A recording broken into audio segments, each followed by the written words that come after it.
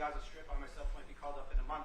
Do you think that's the way to pressure Hamas to get to a deal? And do you think blocking humanitarian aid is also an effective pressure? Well, you know how I feel about the Gaza Strip. I think it's an incredible piece of important real estate, and I think it's something that we would be involved in, but having a peace force like the United States there, controlling and owning the Gaza Strip would be a good thing. Because right now, all it is for years and years, all I hear about is killing and Hamas and problems. And if you take the people, the Palestinians, and move them around to different countries, and you have plenty of countries that will do that, and you really have a freedom zone. You call it the freedom zone, a free zone, a zone where people aren't going to be killed every day. That's a hell of a place. It's you know what I call it, a great location that nobody wants to live in, because they really don't. And when they have good living, real living, where Hamas and all of the problems they have, the level of death on the Gaza Strip is just incredible. And I've said it. I don't understand why Israel ever gave it up. Israel owned it. It wasn't this man, so I can say it. He wouldn't have given it up. I know him very well. There's no way. They took oceanfront property and they gave it to people for peace. How did that work out? Not good. Is the immigration, sorry, Mr. President, is the immigration? Which immigration? From Gaza. From Gaza. All it is a concept that I had that I think is good, and now people are copying it. Maybe do you want to tell? People are talking about the Trump plan. Gee, why don't we do that? Would you like to answer that question? I think what the president talked about is, first of all, to give people a choice. Gazans were closed in. And any other place, including in arenas of battle, I mean, whether it's Ukraine or Syria or any other place, people could leave. Gaza was the only place where they locked them in. We didn't lock them in. They're locked in. And what is wrong with giving people a choice? Now, we've been talking, including over lunch, about some countries, I won't go into them right now, that are saying, if Gazans want to leave, we want to take them in. And I think this is the right thing to do. If you give, it's going to take years to rebuild Gaza. In the meantime, people can have an option. The president has a vision. Countries are responding to that vision. We're working on it. I hope we'll have good news for you. I will say, people really do love that vision. It's a long-term vision, but so importantly is to have that be a safe field, because you're right smack in the middle of the Middle East. You're right along Israel. It should have never, ever been given away. It shouldn't have been given away by Israel. I don't know why they did it. I mean, I do know why, because they were promised peace, but that didn't work out too well, because it's one of the most dangerous pieces of land anywhere in the world. Gaza is one of the most dangerous places in the world.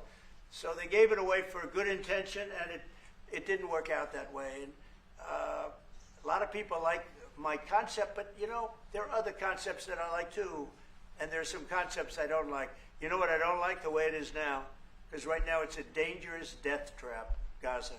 Yeah. Thank you, sir. Can you talk a little bit about your potential meeting with Vladimir Putin? Do you still plan to meet with him? Could that happen in Saudi Arabia? And maybe you could elaborate as well a little bit on not providing tariffs on Russia, sir. So the reason we're not talking about tariffs with Russia is because we're not doing business essentially with Russia, because they're in a war, and I'm not happy about what's going on with the bombing, because they're bombing like crazy right now. They're bombing. I don't know what's happening there. That's not a good situation. So we're meeting with Russia. We're meeting with Ukraine, and we're getting sort of close, but I'm not happy with all the bombing that's going on in the last week or so. Horrible. It's a horrible thing. It's a horrible thing.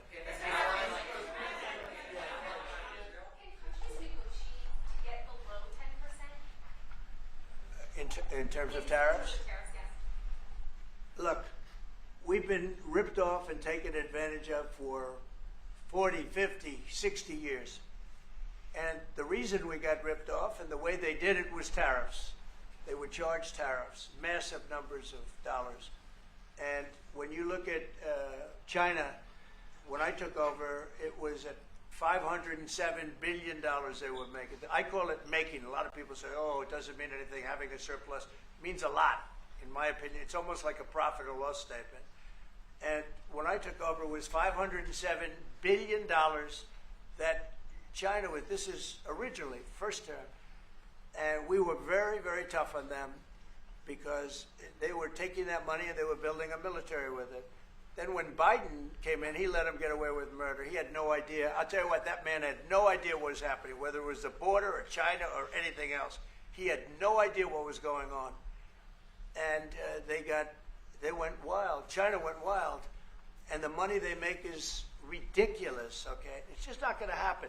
And hopefully we'll get along with China. If we do, that's great. And if we don't, that's okay too. But we can't let that continue because that's an abuse. They abused the poor people that sat in the seat. That poor Biden, he was abused by them. They took advantage of him. And I'm surprised, you know, they have smart people. They were radical left lunatics, but they're smart.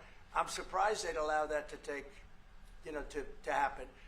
But we are going to bring great trade, and we're going to be fair to other countries. And I will say this, virtually every country wants to negotiate. If I didn't do what I did over the last couple of weeks, you wouldn't have anybody wants to negotiate. We would have gone to these countries, you want to talk? And they were, well, we don't want to talk. Now they're coming to us. They're offering things like even Bibi, and this is unrelated because it's a different kind of a relationship, but he started off our conversation today that he's cutting all of the tariffs, he's cutting everything, he's going to get down to a free base, he's going to do things that, in all fairness, other countries, if they said that, would have never even thought about doing it.